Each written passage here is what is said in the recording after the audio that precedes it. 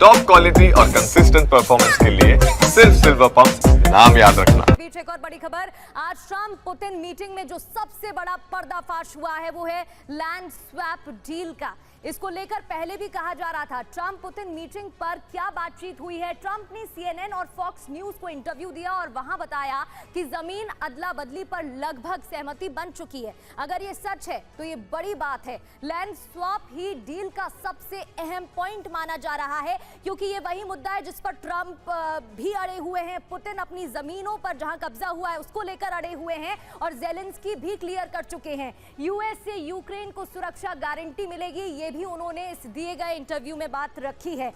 कुछ इलाके रूस को मिलेंगे, कुछ यूक्रेन रखेगा। अभी कौन से इलाके होंगे ये बड़ा सवाल है।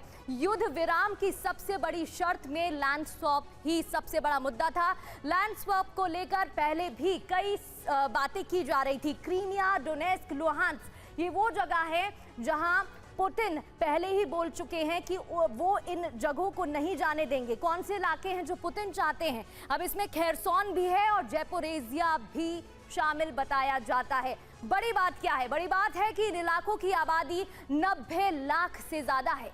यूक्रेन की आबादी का लगभग 32% यहां बताया जाता है और यूक्रेन के कुल क्षेत्र का 22.5% भी इसमें शामिल बताया जाता है।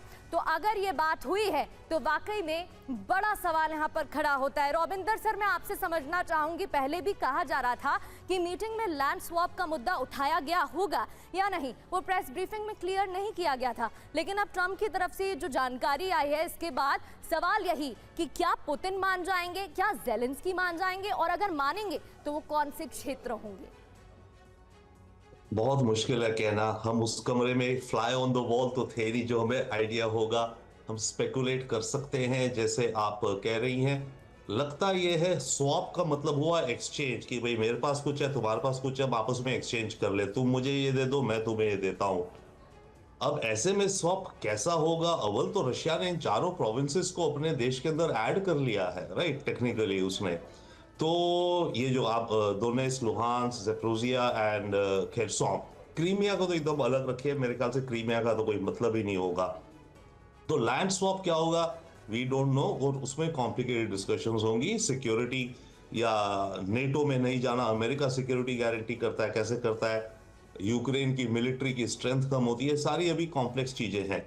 But stepping back, I think इस मीटिंग में जाते हुए पुतिन का खास करके और ट्रंप का भी दो ट्रैक थे इनके माइंड में। एक ट्रैक था कि रशिया और अमेरिका के रिश्तों में नॉर्मलसी आए, राइट। रशिया जो दुनिया से पूरा कट गया था, आउटकास्ट बना दिया गया है, इसे हर जगह से एक्सक्लूड होता जा रहा है। अब रशिया वापस दुनिया की डिप्लोमेटिक टेबल पे आ गया है। एक ये पुतिन चाहते थे और हुआ है। दूसरी बात, इसके चलते रशिया और अमेरिका के बीच में जो बायलैटरल एक तरह से आप कहें डिस्कशंस हुई होंगी। ये हो रहा था कि मिनरल्स हैं, रशिया के ऑयल है, आर्कटिक फ्रोजन जो ओशन है वो मेल्टिंग सी रूट्स बन रहे हैं, स्पेस डिफेंस इत्यादि इनकी आपस में। प्लस रशिया यह दर्शाना चाहता था अमेरिका के साथ, केवल ट्रंप के साथ मिलके, कि हम दोनों बड़ी पावर्स हैं और हम दुनिया का एक खाका देख रहे हैं। यूक्रेन तो एक अलग टॉपिक है उनके हिसाब से। तो एक बायलैटरल में उस हिसाब से रशिया को फायदा हुआ है, दुनिया को भी फायदा हुआ है कि इन दोनों देशों की आपस में कम से कम कुछ नॉर्मलसी आ गई। हमें बड़ा फायदा हुआ इससे, बाय द वे इंडिया को, क्योंकि जितना लंबा ये युद्ध चलता जाएगा उतना ज्यादा रशिया चाइना की तरफ झुक रहा है, राइट। तो अगर अमेरिका रशिया के रिश्ते थोड़े नॉर्मल होंगे तो हमें फायदा है कि रशिया को कम प्रेशर होगा कि चाइना की तरफ झुकने का। अब जहां तक बात रही दूसरी यूक्रेन रशिया के मामलों की, तो उसमें यस, जैसे आप कह रही हैं, उसमें भी मेरे ख्याल से क्वेश्चन ये था कि विच केम फर्स्ट, द चिकन और द एग। सीज फायर पहले होगी और उसके बाद ये पीस फॉर्मूला स्वैप वॉप प्लान किए जाएंगे, या फिर पहले ये पीस फॉर्मूला वगैरह इत्यादि फिक्स होगा, उसके बाद सीज फायर होगी, राइट। तो चिकन पहले आया था या एग? तो जब मीटिंग जा रही थी और अभी लोग कह रहे हैं कि सक्सेस नहीं है, yes, in that sense success नहीं है सर, लेकिन बात तो फिर वही हो जाती है ना, शुरुआत उसी पर आ जाएगी कि अपने आप ही इतना चैलेंजिंग है कि इसे समेट पाना बहुत मुश्किल होगा। और शायद इस वजह से डोनाल्ड ट्रंप कह रहे थे कि मैंने सोचा था कि 24 घंटे में युद्ध रुक जाएगा, लेकिन ये इतना आसान नहीं था। रोक रही हूं सर, लौटूंगी आपके पास, लेकिन इस बीच एक और बड़ी खबर है। ट्रंप पुतिन की मीटिंग को लेकर सबसे बड़ा बयान है यूरोपीय आयोग की अध्यक्ष उर्सुला वोन डेर का ऐलान। यूरोप और यूक्रेन की सुरक्षा गारंटी बेहद जरूरी है। रूस यूक्रेन युद्ध में महत्वपूर्ण भूमिका निभा रही हैं वोन डेर शुरू से ही, और अब उन्होंने एक बार फिर से ये बात कह दी है कि सुरक्षा गारंटी बेहद जरूरी है। मनीष, यूरोप और यूक्रेन की सुरक्षा गारंटी जरूरी बता रही हैं डेर, और वोन डेर वो हैं जो पहले से ही इस युद्ध में लगातार बयान भी देती आ रही हैं और अपनी भूमिका भी निभा रही हैं। बिल्कुल, देखिए ये वही बात है जो हम लोग कह रहे थे कि यूरोप नहीं मानेगा। यूरोप के सभी देशों को रिप्रेजेंट करते हुए यूरोपीय आयोग की अध्यक्ष उर्सुला वोन डेर की तरफ से जो ये बात कही गई है कि यूरोप को रूस से खतरा है, कम से कम यूरोप ये सोचता है, और इसीलिए वो उसको सुरक्षा गारंटी चाहिए। वो सुरक्षा गारंटी नाटो के रूप में है, वो सुरक्षा गारंटी अमेरिका का साथ होने के है, वो सुरक्षा गारंटी है कि रूस को पीछे होना होगा, रूस को यूक्रेन की जमीन खाली करनी पड़ेगी, रूस को क्रीमिया खाली करना पड़ेगा, और ये सब तो होगा नहीं।